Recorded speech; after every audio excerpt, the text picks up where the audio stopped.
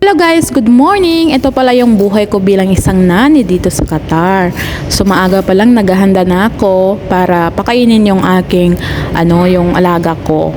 So yan guys, tapos ko na yan napakain siya. At eto naglaro kami ng konti dito sa sa laruan nila dito sa kwarto ng panganay.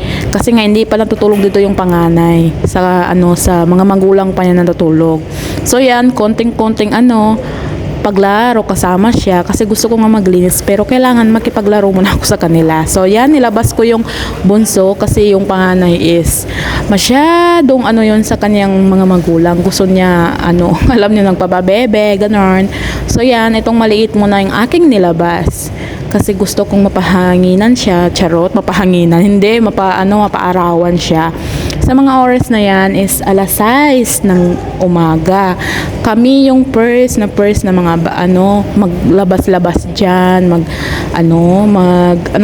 magpapaaraw diyan. Yung ibang mga bata ay natutulog pa. Ang mga batang ito is napakaaga po gumising. So yan, ang ganda ng paligid, super ganda ng paligid dito guys.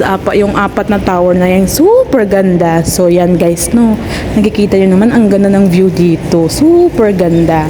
So ang ginagawa ko guys sa kanya is nilalaro ko siya. Pagdating ko ay pinapatulog ko siya. Pagdating namin sa taas, pinapatulog ko siya. So ganyan ang ginagawa ko sa kanya para naman siya, mag-enjoy naman siya. So pasensya na kayo, ang sumisigaw na yun ay yung bunso. Kapag kasi yan pinapatawa, ay naku, grabe yung tirik niya. So yan guys, yan pala yung buhay namin bilang nani dito sa Qatar. Kailangan makipaglaro ka talaga sa mga bata. O tingnan abang nag-voice over ako, nagasigaw-sigaw. So yan guys, ang ginagawa ko ganyan talaga. Di ba pa ulit-ulit tayo? Hindi ako makapokus sa pag-voice over ko. Hindi kasi ako maka-voice over doon sa bahay. Kasi nga, nandun yung mga magulang nila. Wala kasing trabaho yung nanay niya. So, ang ginagawa ko, ganun na lang ang ginagawa ko sa kanila guys, is nilalabas ko. Pagkatapos ilabas, ibalik na naman ulit sa bahay para makatulog, ganyan. Parang pinapagod lang sila, ganun. Tapos nagigipaglaro ako sa kanila.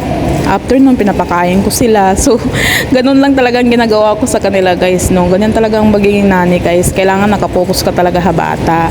So, yan guys, Kailangan niyo rin sila sa labas. Labas niyo rin yung mga bata. Hindi puro sa na lang sa loob nagalaro. Kailangan sa labas din para ma-explore yung mga mata nila. Charot. So, yan guys, Maraming salamat pala. Hindi na ako nakaka-upload guys kasi masyado akong busy. So I'm not sure guys kung magtatagal ako dito kasi uuwi daw sila sa kanilang bansa. So siguro maghahanap naman ako ulit ng trabaho. Sabi ko, kasi niya ako pili kung hintayin ko daw sila. Pero walang bayad yung paghihintay. 1 month sila doon sa bansa nila, walang bayad. So sabi ko, maghanap na lang ako ng trabaho. Kapag pagdating dito, part-time muna. Pagdating dito is nandyan pa rin kayo, ganyan. Gusto niyo pa rin ako, ganyan.